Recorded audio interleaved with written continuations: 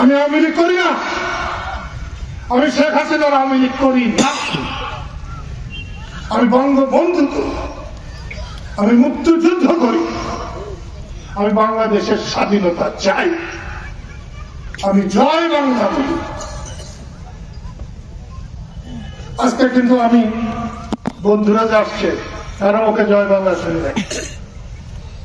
সরকার বাহাদুররা বলে গেলাম জয় বাংলা বলা যদি অপরাধ হয় তাহলে আমাকে প্রথম গ্রেপ্তার করে সেখানেও দাঁড়িয়ে দাঁড়াবো, বলবো আমি জয় বাংলা করে মুক্তিযুদ্ধ করেছি, জয় বাংলা বলেই আমি আমার জীবন দিতে চাই আমার নেতা বঙ্গবন্ধুকে। আমি একজন মুক্তিযোদ্ধা, মুক্তিযুদ্ধ আমার ধ্যান, বঙ্গবন্ধু আমার চেতনা, বঙ্গবন্ধু আমার চৈতন্য, এখান থেকে কেউ সরাতে পারবে না। প্রিয় বন্ধুরা, এই বয়রাতলের সাথে আমার অনেক স্মৃতি। আমি যখন ছোট ছিলাম বয়রাতল স্থল বলতো, তখন পাঠের এই কাঠ যখন নামাতে সেইখানে বাবার আঙ্গুল ধরে এইটা অথবা এইটা ধরে আমি এসেছি। মুক্তিযুদ্ধে প্রথম আমি বয়রাতলে এসেছি।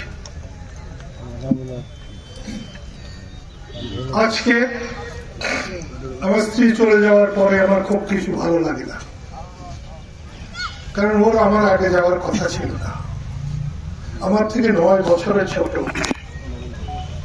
তাকে দিয়ে চলে গেছি। মুক্তিযুদ্ধের সময় রোজার ঈদ ছিল 20শে নভেম্বর, আমি রোজার ঈদ করতে পারি নাই। আমি যখন মোটরাতে, তখনও জামাত শুরু হয় নাই মসজিদে। আমি ভেবেছিলাম সামনে একটু গিয়ে মোটরা ব্রিজটা দেখে এসে আমি জামাতে শরীক হব, খুব বেশি হলে 5 মিনিট। উত্তর দিকে গেছি, সেখান থেকে ফিরে এসে দেখি মসজিদে কেউ নেই, জামাত হয় নাই, আমিও নামাজ পড়তে পারি। এরপরে আমার ঈদের জামাত কোনটা বাদ গেছে আমি বলতে পারবো না। যতদিন নির্বাসনে ছিলাম তখনও আমি ঈদের নামাজ পড়েছি, কিন্তু স্বাধীন বাংলাদেশে আমি প্রথম নামাজ পড়েছিলাম এই বয়রাতলে। কোরবানির ঈদের প্রথম নামাজ পড়তে আমি সার্বিয়াতে গেছি। আমাকে যখন যেদিন গভর্নর বানানো হয়েছিল, টাঙ্গাইলের প্রথম আমি এই বয়রাতলে এসেছিলাম। লতিফ ভাই এসেছিলেন, হুমায়ুন খালিদ এসেছিলেন, হাতেম আলী তালুকদার এসেছিলেন, শামসুর রহমান খান, শাহজাহান এসেছিলেন, এরকম টাঙ্গাইলের নেতারা সবাই এসেছিলেন। তাই বয়রাতলের সাথে আমার একটা আর্থিক যোগাযোগ। মুক্তিযুদ্ধ যখন শুরু করেছিলাম কেন যেন মনে হয়েছিল আমি একটা সাধারণ মানুষ, আমার কথা তো অনেকের মনে নাও থাকতে পারে, তাই কোরআন, গীতা, বাইবেল, ত্রিপিটক নিয়ে আমরা যদি একটা শপথ করতে পারি তাহলে হয়তো অনেকের মনে থাকবে। আমরা সেই শপথ এই বয়রাতলে করেছিলাম।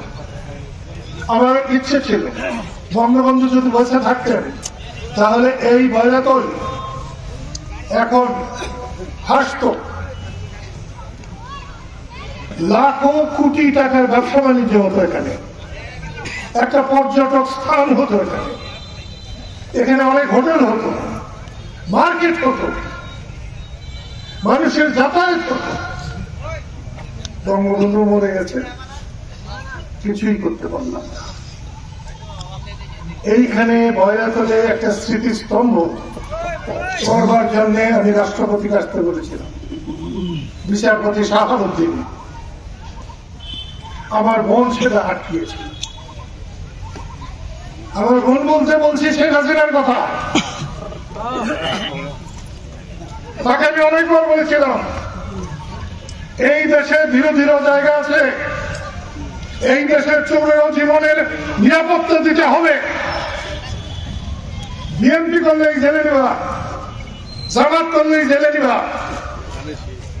এটা কিন্তু চলবে না। শুনে নাই আজকে এখানে বসে আছে, এত অত্যাচার করলে আল্লাহ সাজা দেয়। শেখ হাসিনা দিছে, কেউ কেউ বলছে শেখ হাসিনা কালকে এটা বলবে, হ্যাঁ আসবে, আচ্ছা কিন্তু জেল খাটানো লাগবে, তারপরে তুমি মুক্তি পাবা, এটাও কিন্তু তুমি যে অন্যায় করেছ, মানুষকে যে অবহেলা করেছ, মানুষের সম্মান হানি করেছ, এর কাফারা তোমাকে দিতেই হবে।